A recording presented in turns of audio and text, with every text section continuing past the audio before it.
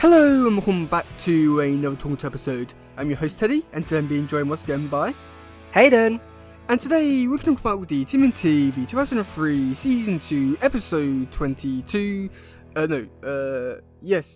23? I don't know what it is. 22. Is it? Yep. Okay.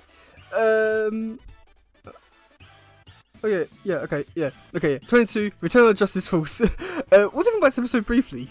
To be honest, it's a great little episode to start off with in the new year. It's a great little episode.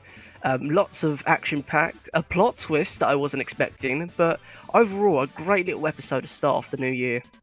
I'd say that I really love the old comic book vibe to it. Like I'd say for like old 80s like comic book TV shows, like golden like 60 comics with the way that the characters were written, what they did.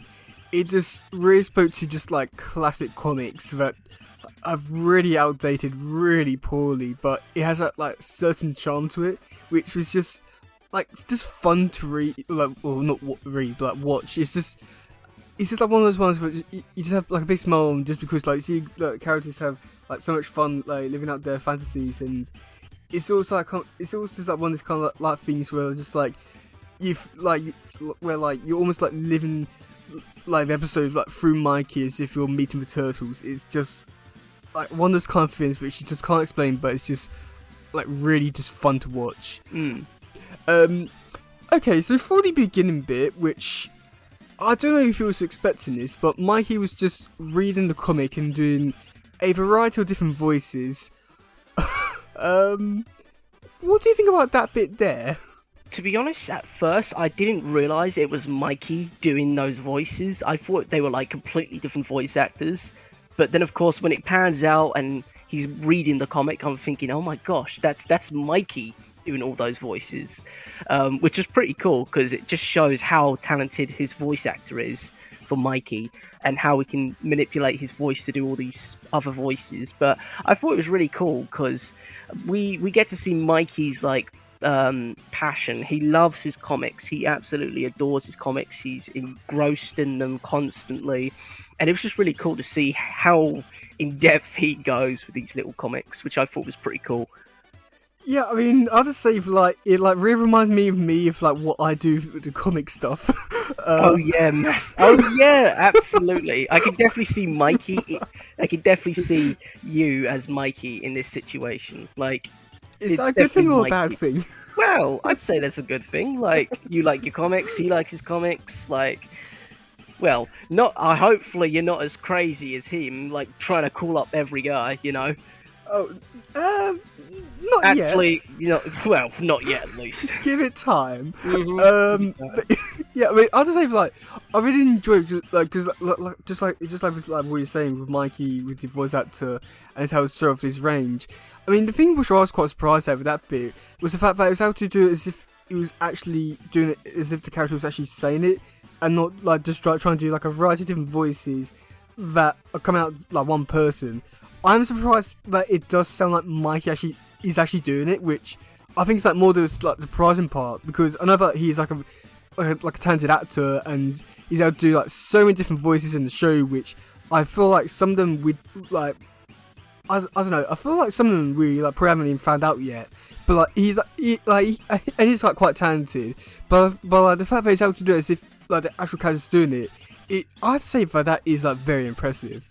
But after that, we do get to see all Tails making a lot of noise. We've got to see Mikey calling up 101 different comic shops. Raph and Leo doing sparring, and Donnie brings in a motorbike. So I want to first start off with like saying like Mikey, Leo, and Raph. That's understandable for them being in there doing that stuff. Why is Donnie bringing in a bike? I just don't understand that. Because even for the last time he did that, and brought in like Battle Show, that like nearly destroyed a lair. How's he able to bring in a bike in now? To be honest, I really don't know why he brought a bike, because he has all the other equipment. Like, he has the turtle sub, the turtle hover car, yeah, that one. And then he just brings in a bike. First of all, I thought he stole it. It's like, Connie, why have you just stolen a bike? And then, of course, he then says, "Oh, I've made these shell bike, shell razor. God, I can't remember what One it's of them. called. One of the two. Yeah, but he just brings it in. He's like, oh yeah, I made this. It's like, okay, that's fine. At least you didn't steal a motorcycle. Like, I guess. But it was funny to see him just roll in. It's like, oh gosh, what's he done now? He's just stolen a bike and he's just riding it round the layer. But yeah, no, that was pretty funny. Well, to say for like with the bikes, it must admit it's quite cool to see them all like color coordinated and all that. I do think that is quite cool. But I mean, I think like the one weirdest part about the bikes is the fact that they had the sidecar, and like it wouldn't be too bad if they actually got characters that actually used them, because all 4 of the bikes had the sidecar, but none of them ever used the sidecar bit. I find that to be so weird, because like there's 4 characters, like you don't need to build 2 of them, but then he goes above and beyond, builds 4 of them. I just find that to be so weird. Or was that just me? Well, I understand the 4 bikes in the 4 different colour schemes, which is understandable. Yeah, that's understandable, but like, why sidecars on all 4 of them? Yeah, I don't... Maybe for like extra passengers, or like their weapons, or... I don't know, like, surely... Well, if that's the case, why did all 4 towers take each of the bikes out? Yeah, why not go in the battle shell? Yeah, or the hover car, or anything else. Yeah. Like, they just made the bike solely for this episode. That's literally what it was. Well, Mikey's bike does come out in one more episode, and I think that gets destroyed. So it's off to a great start there. Oh gosh, like, what's even the point at this point? You know? Oh, this was like a throwaway episode, but I feel like it works well enough for it. But it's annoying. But I do like how you do get to see like Casey's bike. It just stands out. It's just plain black and just got like like a rainbow, but just black. Yep. It's like the black sheep of the herd, you know. Well, it's Casey. Oh yeah. No, what could you want? Well. Yeah, no, it works well for him though. The black sheep of the herd, you know. Yeah, and then after that, Casey does suggest for Mikey to go to a comic shop up in Northampton, which I'm guessing was I'll say like at least an hour or at least like a few hours away from where they are. So yeah, okay, why not? But then I'd say, okay, so what do you think about the comic shop? Because it was because got all the people they're dressed up. It felt, I don't want to say it was like mocking the like comic community in terms of like what those people would do and all that kind of stuff, but it felt like it was in a way, especially with one guy that dressed up as Steve Steel, going around asking Raph if he's like this character, and then as soon as Dunwall comes in, he goes, "Mummy."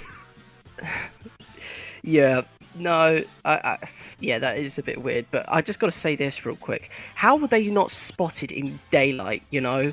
Like, they went into the shops as themselves, and they were driving on motorcycles throughout New York City into Northampton, or to wherever they were going, in their normal, like, selves. Like, they weren't disguised. Well, the comic shop thing, Casey did say that it was, like, a costume day, but I feel like you could just say that it's a comic shop day going as that. I don't think they really gave too much thought to why, like, how they got past all the stuff in New York and all that kind of stuff. I guess maybe they went through the sewers and then into the country, maybe, or maybe they just didn't care. Because they do have like mugs, then again, they do have like motorcycle helmets on and all the like coats and I think trousers as well. So I guess maybe they're like covered up as like enough to not be seen. Yeah.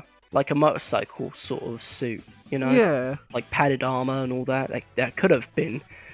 I think that's the reason why, maybe? Maybe. I think we're looking into this way too much. We're kind of thinking way too much. We're kind of like stretching this out a bit. But so like, what do you think about the like comic shop aesthetic or of it all? To be honest, I thought it was pretty cool to see a different part of like New York and the different areas. I thought it was really cool that they were going in and they were just like looking at the comics, just like looking at all the different stuff. And of course, it was really funny when the guy came over and said, "Oh, don't tell me you're the Terrapin Teen Ninja Warriors," something like that. But it closely related to like the actual Ninja Turtles, like Terrapin Warriors, because they are Terrapins are turtles, and it's closely related to them, you know. Yeah, I mean, I'd say that I do like the look of the comic shop, like compared to like the one that is very local to very local to us. It is like night and day, like in terms of like, how good that one is. Which I hope like all the like comic shops in America are like that, because that'd be like a dream. Okay. That would be pretty cool, yeah. Okay, so Stainless Steve Still. What do you think about him? Stainless Steve Still. First of all, one, that is quite a long name. Like Stainless Steve Still. Like, I think it like works like because if you just go like if you just go look like Marvel, they got Peter Parker, like Bruce Banner, Thing Fang Boom.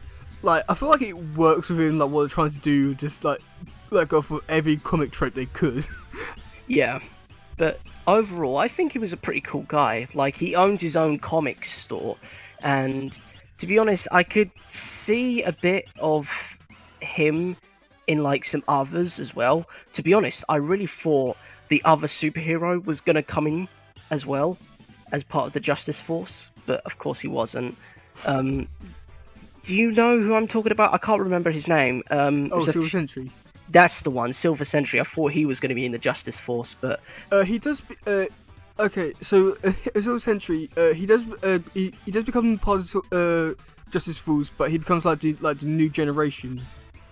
Gotcha. Yeah, so it's basically like Justice Force is like the parody version of Justice League and Justice Society of America, and I feel like you definitely got to see that like Silver Sentry, like it's just like a warm-up version of Superman, but just so much worse. And they look at like these characters and just like JSA, but somehow worse. Okay, but getting back to Stainless Steve. No, Steve. Oh. Just call him Steve. Yeah, I'm just going to call him Steve from now on. So getting back to Steve, I thought it was pretty cool that Steve owns his own comic store. He's hiding in plain sight, keeping a low profile. And of course, when Mikey goes over to him and starts speaking to him about the comic issue that he's looking for, he gets really into it. And I'm thinking, okay, he's like a really fan of the comics. He knows his stuff. He's like, oh, the battle was fierce and she didn't survive. They disbanded, and he was getting into it. I was like, okay, this he loves his comics a bit too much. He's getting well into it. And then, of course, lo and behold, he is Steve. He is Stainless Steve. And I'm like, oh my gosh, like, it is real. The comics are not just like fantasy, not just fantasy or fiction. They're real. And it was pretty cool to see him come out as like, wow, okay, out of all the comic shops in Northampton and New York, you just happen to go to the exact same one as Justice Force. Like, how is that the case, you know? Okay, so and just going off that, like, was you expecting it going this direction with like seeing all the superheroes and them being real and all that kind of stuff, or was it like a complete surprise for you?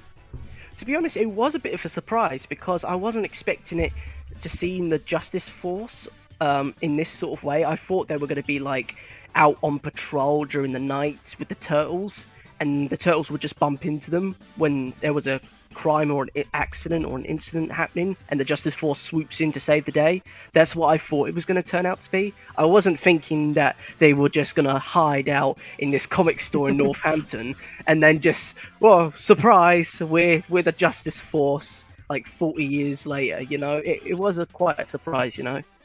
Yeah, I'll just say, like, with the Justice Force, like, especially like Steve, we're talking about this with Dr. Dome. But I like how, like, all these members, they have all these incredible abilities, you know, got, like, basically a Mr. Fantastic type, we got a Flash type, and then you just got this one guy that just has a little, like, metal disc on his head that he can headbutt people with. Like, yeah. That is the most stupidest thing ever, but, like, it works for like the comics side of things, and it feels so like golden age comics like from like the 60s, and I don't know if that's a good thing or a bad thing, but like especially like I mean like if you was like do something like that, you would like at least like modify it so that it would like at least like cover like more of your like forehead, because that little disc it won't do anything, especially like headbutting like I don't know like building stuff like that. It's pointless really. And how do you even end up in that kind of situation anyway? That I have no idea. Unless he was like a mad scientist who experimented on like telekinesis or something like that. Maybe, but it doesn't get explained to us in the episode, or does it in like a comic or somewhere? No, it doesn't. I don't think it does. But like, how do you end up in that kind of situation and then like even if you like do realise it, how do you realise? Oh yeah, I can use it to headbutt people, and I'll be able to, and I'll be able to take on the world's strongest people. Like, how do you get into like those kind of situations? I mean, I know that like we do some stupid stuff, but I don't think we could ever get into that kind of situation. But Yeah, I think some bad decisions were made a long time ago, and hey ho, he's got the power to control robots, I guess.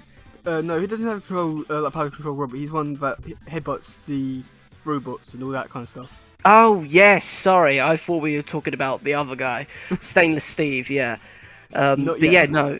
How that is? How does? I don't even know how that happens. Like, how does Stainless Steve get like a piece of stainless steel coming out of his head? Like, what happened? Is he some sort of experiment, or got hit by an asteroid or lightning? Like, how? Like, you just got a giant disc in your forehead and you could just headbutt. Can you punch and have the same effect, or would you just break your bones? Like, how does his superpowers even work? So I was just thinking about this today. It must be like so annoying when like go through like and like he's going on holiday. He can't go through airports because like with the metal detectors and all that kind of stuff. Oh yeah, he's pretty screwed. Yeah, how was he gonna get through anywhere? Like, if it's like all over his body, the metal detectors are just gonna go off like mad. I think it's only in his head, but like that still doesn't explain anything really. It just makes it more confusing, if anything. Yeah, it just doesn't make sense. But maybe he flies private, you know, and get past all the airport security. Maybe. Okay, so after that, we do get to see the Domoids. They come into the store and they start fighting Vitel's, Casey, and the little guy called Metalhead. What do you think about that fight scene there? To be honest, it was kind of cool just to see like these little Domoids?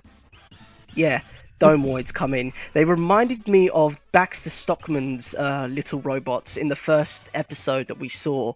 Yeah. And I thought, oh my gosh, it's Baxter Stockman. He's back again. How is that possible?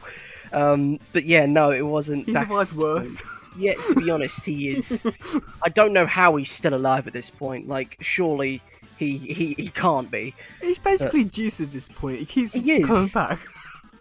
He's just. I don't know how he comes back every single time. But I'm getting off track here. But yeah, no, it was really cool to see those little droids come in and tear up the place. And it was also really cool to see Metalhead. Like, his like whole identity just like comes out. Like, he changes his like suit. He changes his whole like physique. His hair grows into these metal tentacles, and they just start going at it. It was pretty cool. But I was really shocked that this little guy is so powerful. Like, even I was like, okay, Casey, you got to protect this little guy. He's not going to be able to defend himself. And then boom, he just turns into Metalhead and then just starts thrashing the place. Was not expecting it.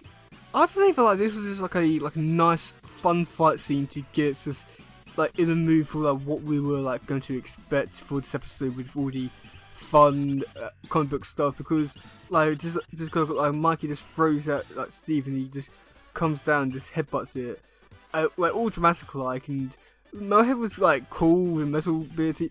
It's a shame that he doesn't talk in this episode. I don't think he like speaks whatsoever in the entire show, but it's like really, I don't know. It's like a really like a nice fun fight scene just to get us in a mood for what to expect with later fight scenes. Yeah, so after that we do get to see more members of the Justice Force. We do get to see Zippy Lad and Joe Elastic. What do you think about these two characters? Well, first of all, Zippy Lad, I thought it was like, oh, it's the Flash, but he's in a wheelchair. How does that work? But of course, later on, we see how his abilities have now transferred into the wheelchair and how we can just do stuff. Problem is, though, how does he get upstairs? I'm not got a clue. There may be like ramps around the building, maybe. That could be my only guess. Or it goes up walls and just like skids around them. Yeah. just do like trick shots. Yeah. Just like, how does he get anywhere? Like, how did he get in the house? Because there were steps up towards the house, weren't there? And he's somehow sitting there in his wheelchair, waiting for them to come through. Unless Elastic Man or Jerry Elastic. Jerry Elastic, thank you, comes in and just, raises him up. I don't know. But it was just really funny just to see him, like, in his wheelchair and just, like, speeding round still. Like, surely he's, like... yeah, like, he's the Flash, and you always think, I was like, oh, the Flash, he's the fastest man alive, he's got the strongest legs in the world, and then, of course, you see Zippy in a wheelchair, and you think, oh, he can't do much, and then boom, 5 seconds later, he's running circles around you.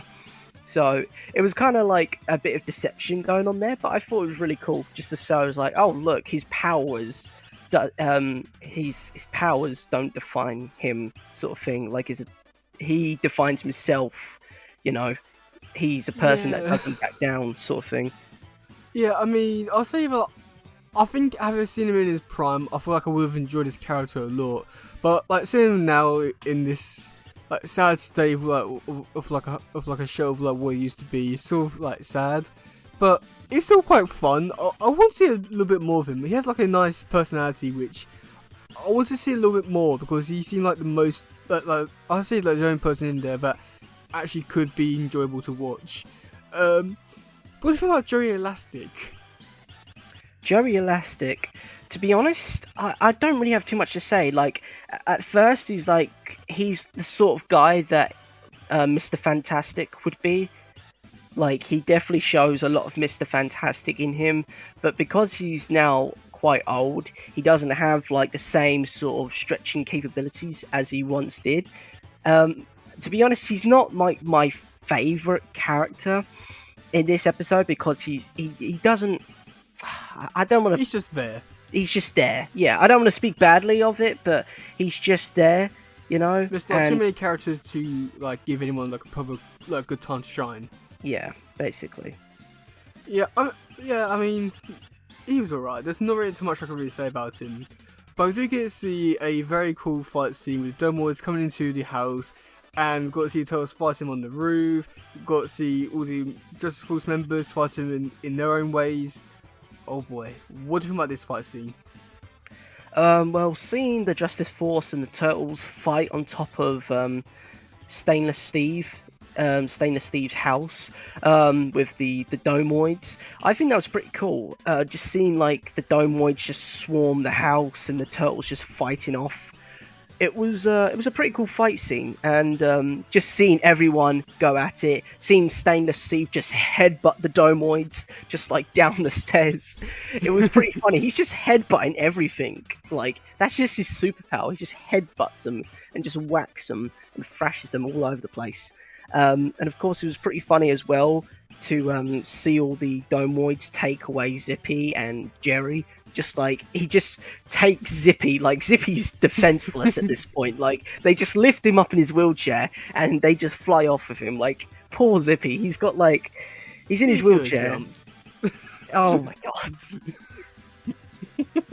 Oh jeez. But he's just utterly defenseless. They just pick him up and he can't run, he can't do anything, and they just fly away with him. And then poor Jerry, he stretches, he gets a cramp, and then of course the Domoids just wrap him up like he's some sort of... his back. Yeah, just snaps and cracks his back and rolls him up like a bagel, and then they fly off. And somehow he's still able to walk. Yeah, it was just really weird and funny. Like the poor guys, like they're utterly defenseless. They just fly away with them. Yeah, I mean, I'd say that overall, like that bit, like those bits were like I'd say the highlights.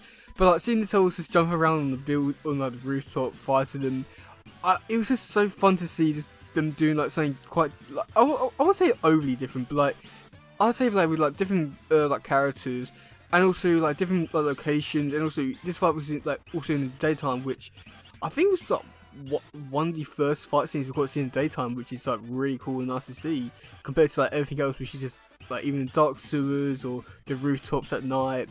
It was just like so nice to see that it's in like a different area and just giving us something completely different, which is like really nice to see.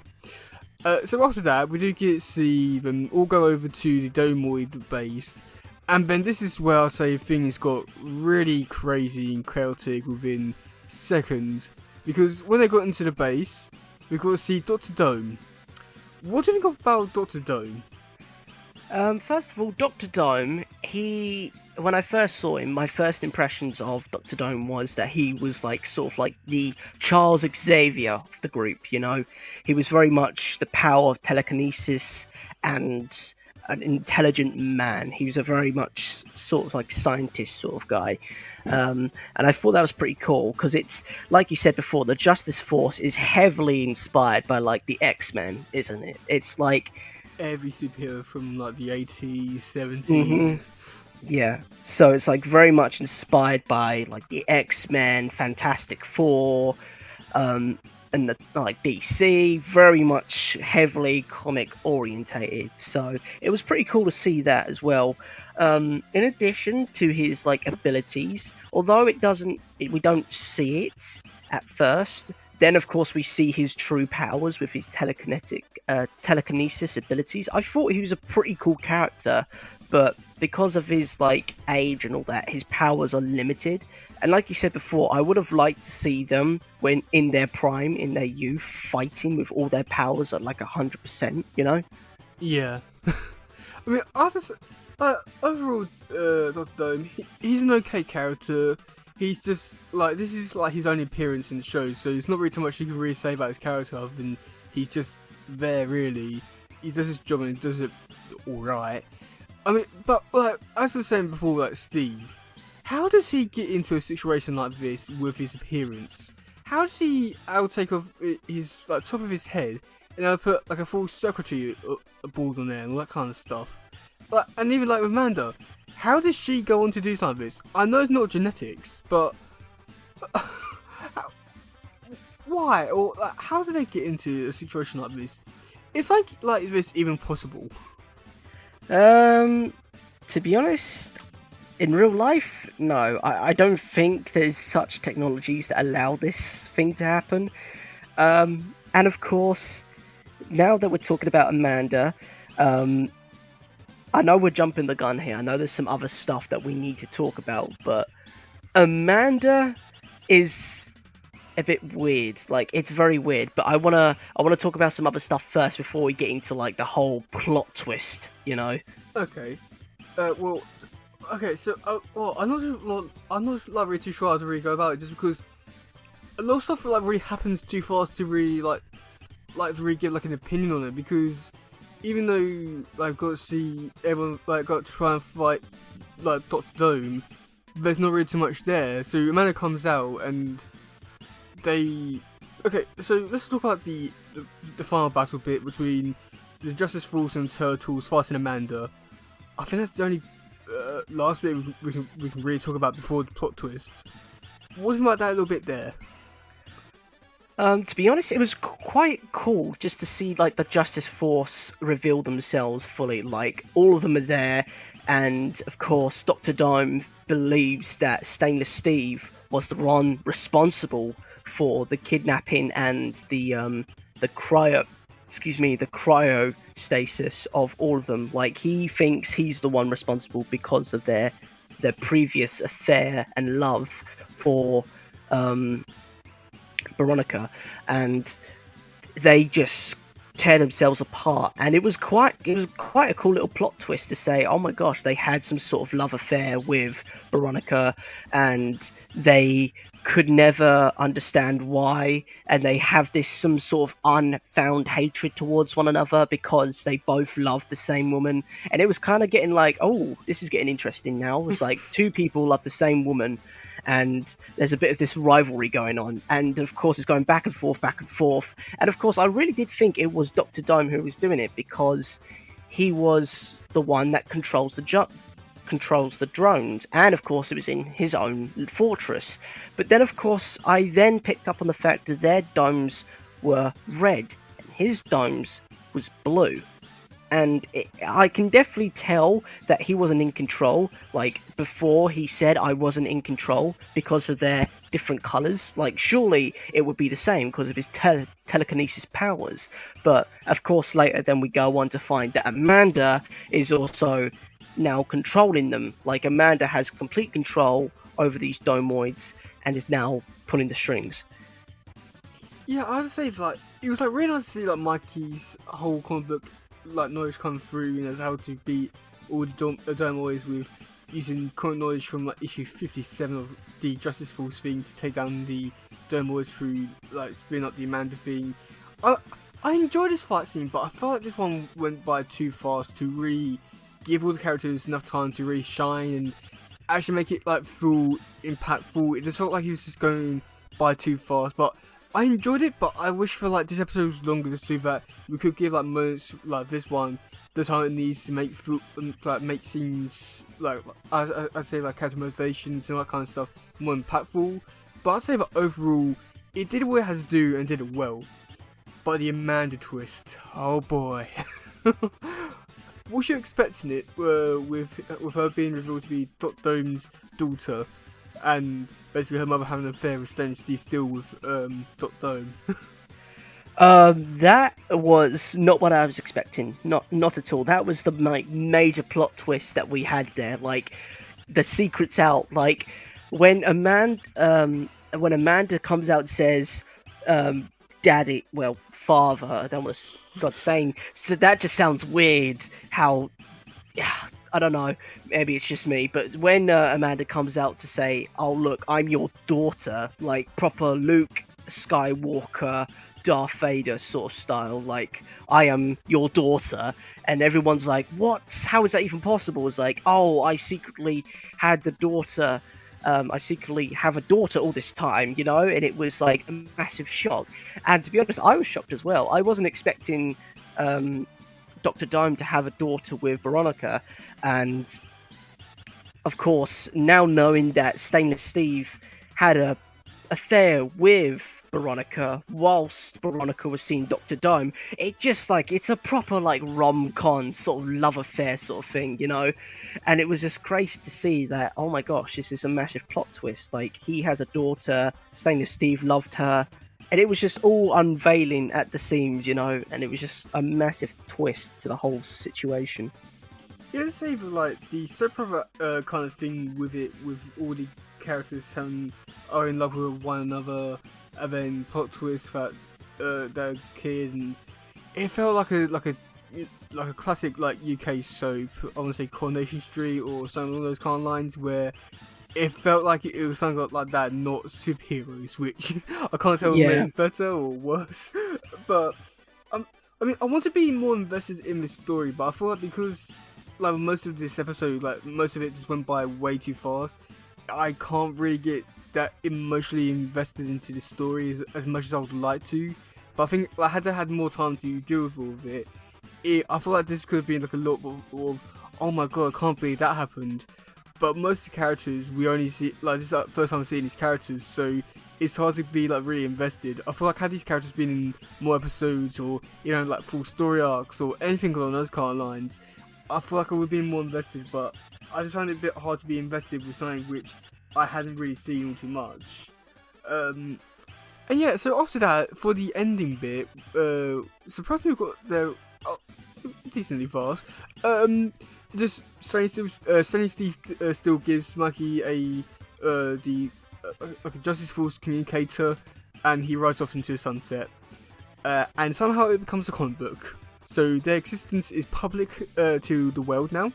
Great. What do you think about that bit there? To be honest, that last little scene where it pans out to be just another comic, I thought, oh my gosh, that's like some weird, like, Inception type stuff. Like, it was all a dream, perhaps. Like, it was just like, maybe it wasn't real, you know? Yeah. But apart from that, I thought that was pretty cool. Just seeing, like, Mikey becoming this honorary member of the Justice Force. He's got his own communicator now.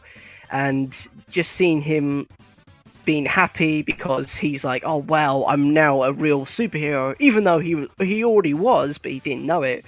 But yeah, no, I thought that was really cool. But it was really cool how, like, this sort of dream Inception, because I thought it wasn't real. Like, it was just a comic. You know, I don't know if you had the same effect when Mikey opens up and it's a comic book and he's reading it. Maybe you had the same idea, like it was all a dream. Maybe it wasn't real.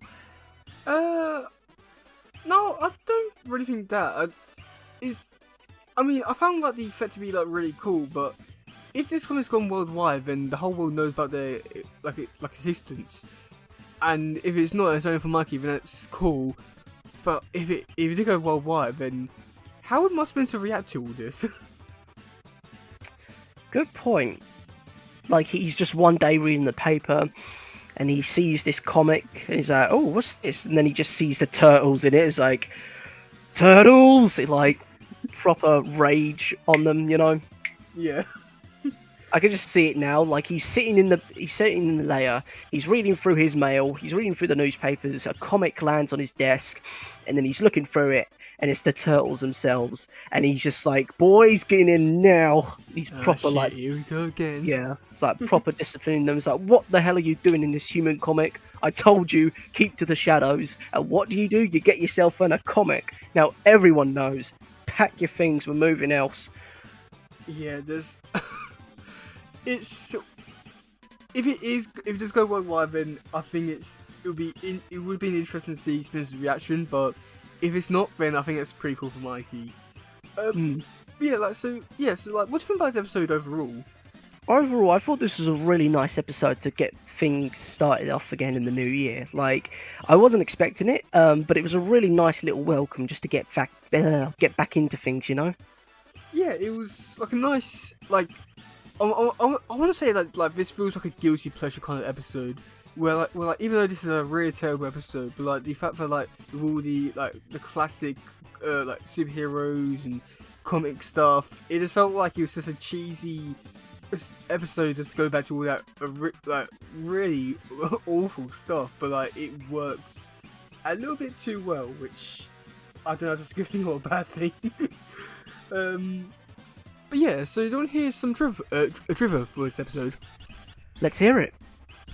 Okay, so on Wikipedia it says that basically the story is based off an issue from Volume 1 of Mirage.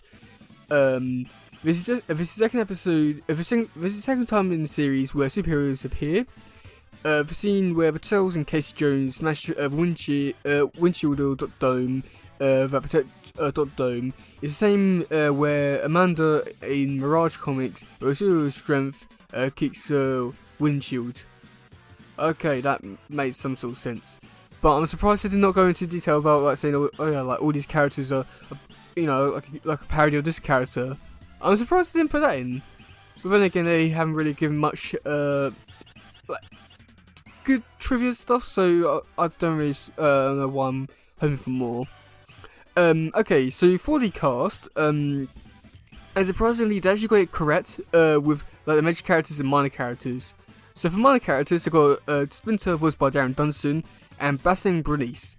That is correct. Like, those are minor characters, so they're finally improving. And then for major characters, we've got Donatello voiced by Sam Riegel, Leonardo voiced by Michael St. Nicholas, Michelangelo voiced by Wayne Grayson, Raphael voiced by Frank Frankson, also known as Greg Abbey, Casey Jones voiced by Mark Thompson, Metalhead voiced by Wayne Grayson. Well, I think he made like a few grunts. I wouldn't really call that being voiced by him. Stainless Steel voiced by David Willis. I'm pretty sure he's been in other episodes of Tales before. I think he did the voice of in the episode Total Titan, the red villain guy. I can't remember what his name was. Dominicus, I think that's his name. I think he did the voice of that character. Okay. Zippy Lab was voiced by Sam Riegel. Joe Elastic was by Oliver Wyman, who did the voice of Fugitoid. Dr. Dome, this one you're going to be very surprised at, is voiced by Stro Zagnit, and he does the voice of Professor Oak in Pokemon. What? Yeah. No way. Really? Yeah, he does. Oh my god, now that you mention it. Yeah, no, that is. You know, Wow. That is. It's been so long since I've watched Pokemon, and now that. Yeah, I can definitely see it. Yep. It's Dr. Oak, yeah. It's Dr. Oak. Well, the funny thing with him, because I was managed to do an interview with him, and I specifically mentioned in my opening messages to him saying that I enjoyed his work on Turtles and will do an interview with him, and he agreed to it. And I was going into it thinking I was asking him questions about Turtles. He was answering as if he was talking about Pokemon. So I was thinking I was doing a whole interview about Turtles. I got a whole interview about Pokemon for some reason on my channel. And then Amanda is voiced by Amy Burnham. I think that's how you say her name. But she's also in like quite a few other voices. So have you seen Reckless Ladybug? Yes, I've seen a few episodes, but not like sat down and watched it fully. You know. The main Ladybug's female friend. I can't remember her name, but that character, she does the voice of her. Oh really? Yeah. Oh, I that's think. pretty cool. Yeah, she's like one of the very few actors who's able to push past the like 4Kids stuff and able to go on to do some more recent stuff which people actually know them in. So they're one of the only few that has been able to escape that. Okay, so for next week's episode, it's called The Big Brawl Part 1. What do you think is going to happen in that episode? Do you want me to give you some helpful hints as to what Go on then. Well, so in the episode Ultimate Ninja, we've got to see Lino fighting that ninja, and at the end we've got to see the big tall dude. Mm-hmm. We're going to his world. Right. And this is a 4-part season finale. Oh wow. Okay, so this is a pretty big one then. Yes, however, it's not. It doesn't relate to anything to do like the Shredder's storyline. So it's a very weird season finale where it's just out of the blue. It just happens, and it's just a 4-part story, but it has nothing to the actual main story whatsoever. So it's there. Okay, so we're going into the world of the big guy. Which big guy are we talking about again? Hang on, let me get a picture up of him. Because there's been a lot of big guys that we've come across in these episodes, and it's very difficult trying to remember who's who. This guy, sent over by Discord. Oh, him! Yeah, and also his son, the Ultimate Ninja.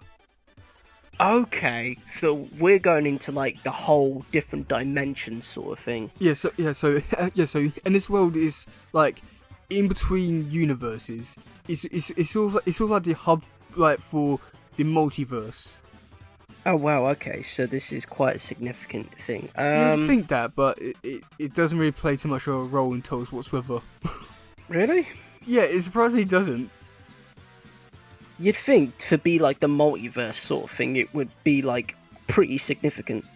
Well, it's all like the multiverse, but sort of not really. It's weird because the way that they set it up within the Tales franchise is for like they got this whole like universe with different dimensions, and then you have the multiverse with Tales universes. If that makes sense. Yeah, a bit. Okay, so I think like the best way to describe it is for like, okay, so like if it's like what if like show, each episode focus on like a different universe, and within that universe have all like different dimensions, right? So it's like Dimension X and all that kind of stuff, but then you also have like the multiverse angle where they would have a different. It's really confusing. I think it's best I didn't mention anything about this. She's going to confuse so much. Yep. Yeah. Okay. Yeah. So what do you think is going to be happening in next week's episode? Well, now that I've got a bit more information to go off of. Do you really? Well, to be honest, no. I still don't even know who this character is. He's just like the god in this universe. Like, he disappears out of nowhere like he's God. So, I guess we're battling God now, I guess. He's the royalty of this dimension place. Oh, yes, so we're battling God. He's peaceful. Oh, yeah. Like, yeah, why not? Yeah, we're going to his dimension. He's basically God of his dimension, so... Yeah, I think next week's episode is going to involve the Turtles fighting God, basically. You cannot be any more wrong. It's... What? How can I be wrong? Are we not fighting against him, or are we he's fighting good. someone else? No, he's a good guy. Okay, I think... I won't spoil it in terms of what the actual main story is, in terms of what they're going to be doing. But, like, it's... Next week's episode is one that like set things up for the actual main story. So a lot of it's going to be like, oh, this is cool, but I'll wait until next week to actually fully explain my points about certain things. It's going to be a lot like that, but like it's good for like they to have time to set things up. But it's going to be annoying considering that we have like 4 weeks of this. And like it's even worse like back in when it's actually releasing episodes, because like part 1 came out I think it was like June or July in 2004, and then like part 2 came out in September. Like there's Oh well, there's a pretty big gap there then. Yeah, I mean like nowadays it's just be 1 week after another, and then like 2 years for next season. Yeah. But yeah, so yeah, okay. Now, your favourite part, who do you think is going to be starting episode? Ooh. It's not one of the Turtles. Right. It's a character you know. Yes. Okay. Okay, so it's a character I know. It's probably not going to be Casey or April, because they don't know of the existence that well. But I think Splinter. Correct. Yes! Got it. I'm really looking forward to like your reaction next week with the whole different universe and what happens in that universe. I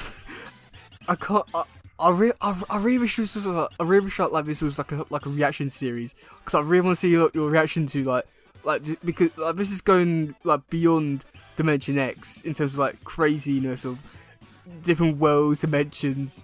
I really wish this was like a reaction series. But yeah, do you have anything else to say about this episode, or are you all done with this one? To be honest, I'm sort of done with this one. I can't say any more because I've already said what I've needed to say, so I'm done. Yeah, I'll say I'm too. So that's been our episode of Twin Tales. I'm your host Teddy, and I've been Hayden, and we will see you all soon. Goodbye, yo, bye. Bye.